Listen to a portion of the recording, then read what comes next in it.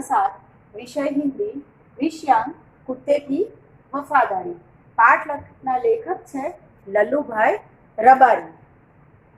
कुत्ते की वफादारी એટલે કે કૂતરું છે એની જે વફાદારી છે એની આ વાત કરવામાં આવી છે। प्रस्तुत कहानी में लेखक ने अपने स्वामी के प्रति जानवर की वफादारी को उजागर किया है। कभी कभी जल्दबाजी में काम करने से पछताने की नौबत आ जाती है।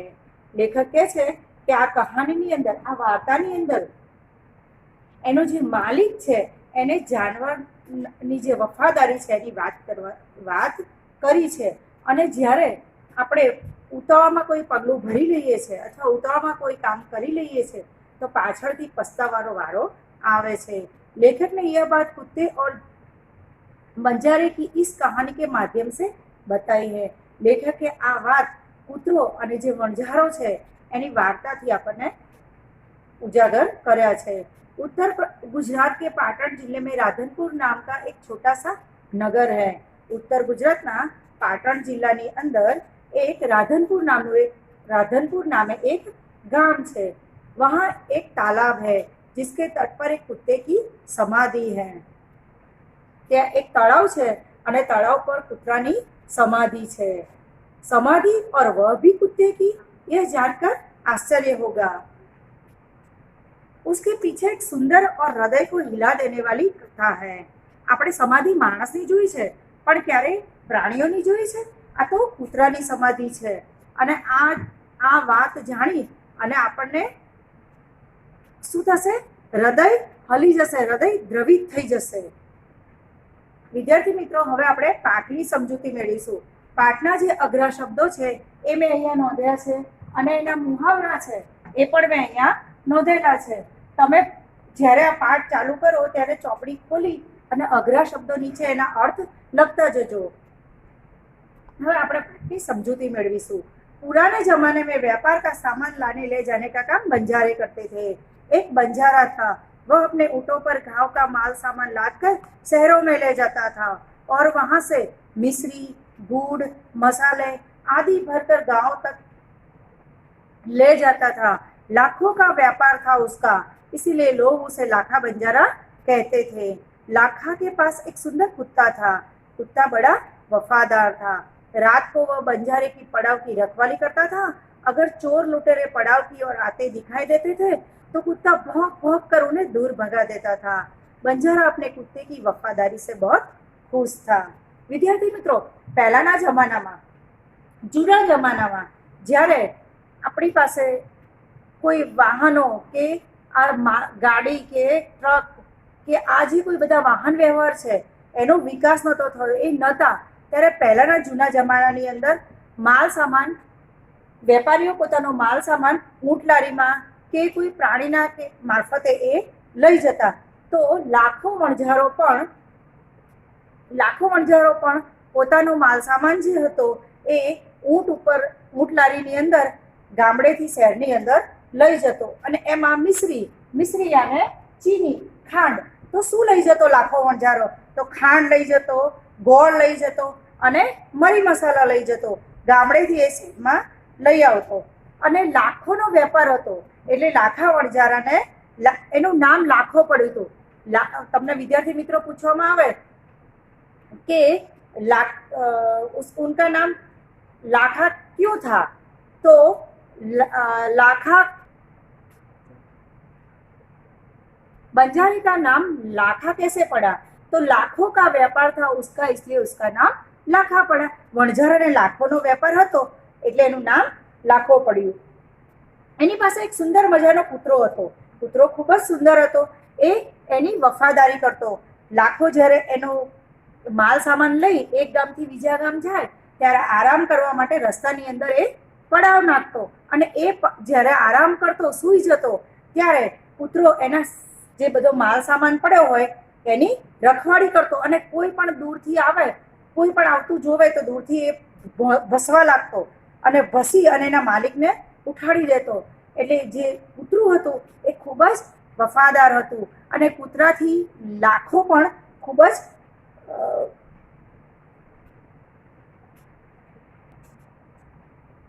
वणझारो पण पोताना कुतराथी खूब खुश हतो। एक बार बंजारा व्यापार में मार खा गया और रुपयों की जरूरत आ पड़ी। वह राधनपुर के एक सेठ के पास पहुंचा। उसने अपनी बात बताई।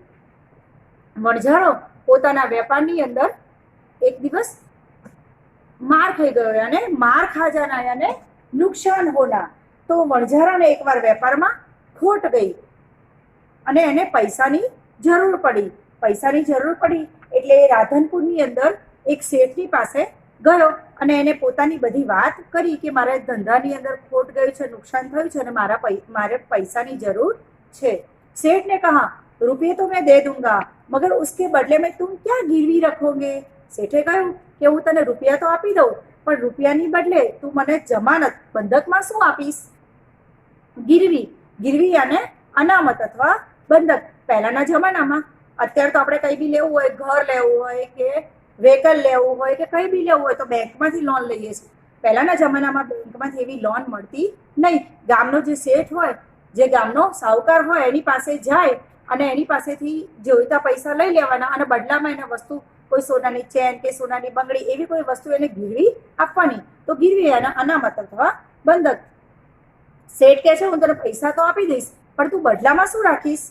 लाखा बोला, सेठ जी मेरे पास फूटी कौड़ी भी नहीं है, मैंने व्यापार में सब कुछ खो दिया है, मेरी जबान पर विश्वास रखे और मुझे रुपये दे दीजिए, मैं आपकी पूरी रकम सूद समेत 1 साल में ही चुका दूंगा। लाखों कहते कि सेठ जी मेरे पास फूटी कौड़ी भी नहीं है, फूटी कौड़ी न होना यानी बहुत गरीब होना। लाखों કહે છે કે હું તો અત્યારે બહુ જ ગરીબ છું, મારી પાસે કોઈ જ રૂપિયા કે પૈસા નથી, જે હતા એ બધા મને વેપારમાં ખોટ ગઈ છે, મેં બધું જ વેપારમાં ગુમાવી દીધું છે। તમે મારી જબાન અને વચન, તમે મારા વચન ઉપર વિશ્વાસ રાખો, હું તમને બધા જ પૈસા વ્યાજ સહિત 1 વર્ષની અંદર ચૂકવી દઈશ।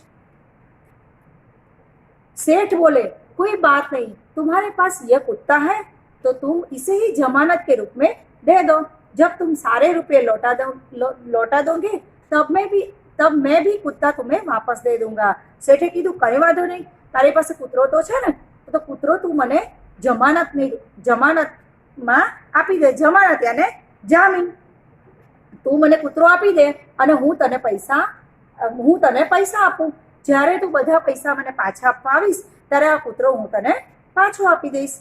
बंजारे को दुख तो बहुत हुआ अपने कुत्ते को देने में, मगर कोई चारा नहीं था। रुपये लेकर वो चला गया। देखो જે વણઝારો હતો એ ખૂબ દુઃખી થયો, કારણ કે એનો કૂતરાની વફાદારીથી એ ખૂબ ખુશ હતો અને કૂતરો એના માટે પ્રિય હતો। તો જ્યારે કૂતરો એને શેઠને આપવાનો થયો ત્યારે એને ખૂબ દુઃખ થયું, પણ એની પાસે કોઈ ચારો નહોતો, એને ઉપાય, એની પાસે બીજો કોઈ ઉપાય જ નહોતો, એને પૈસા જોઈએ તો કૂતરો આપવો જ પડે એમ હતું। એ ત્યાંથી પૈસા લઈ અને ચાલ્યો ગયો। कुछ दिन बीते, एक बार सेठ के यहाँ चोरी हुई। कुत्ते ने चोरों का पीछा किया, दूर जंगल में जाकर चोरों ने सारा माल सामान जमीन में गाड़ दिया और वो वहां से 9, 2, 11 हो गए। देखो શું થયું, વણઝારો જે હતો થોડા દિવસ વણઝારો એનો કૂતરો આપી અને ચાલ્યો ગયો। થોડા દિવસ પછી શેઠના ત્યાં ચોર આવ્યા અને ચોરે શું કર્યું, બધો માલ સામાન ચોરી અને જંગલમાં ગયા અને જંગલની અંદર એક ખાડો ખોદી અને બધો જ માલ સામાન એમાં દાટી દીધો અને ત્યાંથી 9, 2, 11 हो गए। 9, 2, 11 हो जाना यानी भाग जाना, ત્યાંથી ભાગી ગયા। કૂતરાએ આ બધું જોઈ લીધું અને એ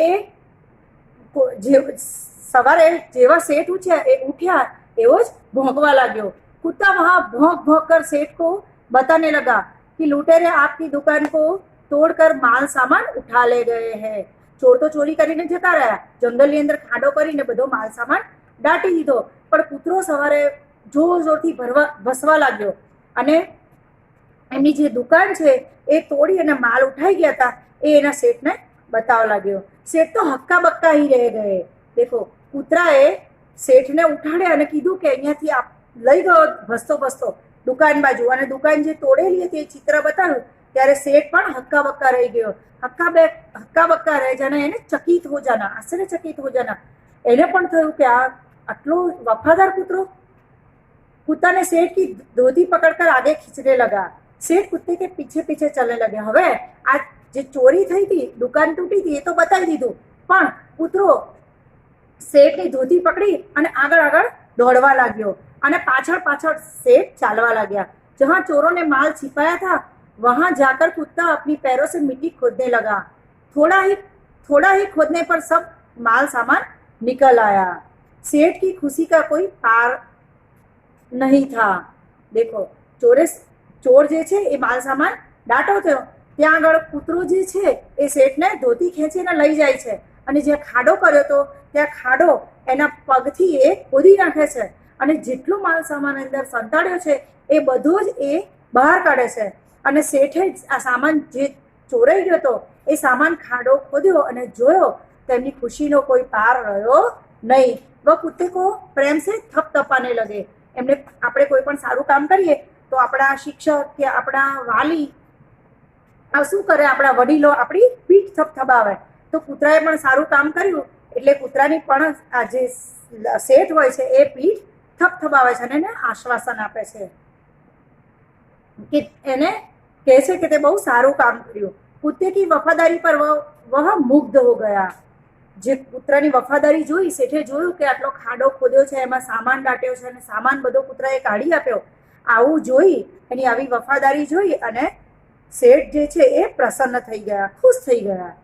घर जाकर उसने एक चिट्ठी लिखकर कुत्ते के गले के पट्टे में बांध कर कहा, कुत्ते भाई जाओ तुम अपने मालिक लाखा बंजारा के पास, तुम मुक्त हो।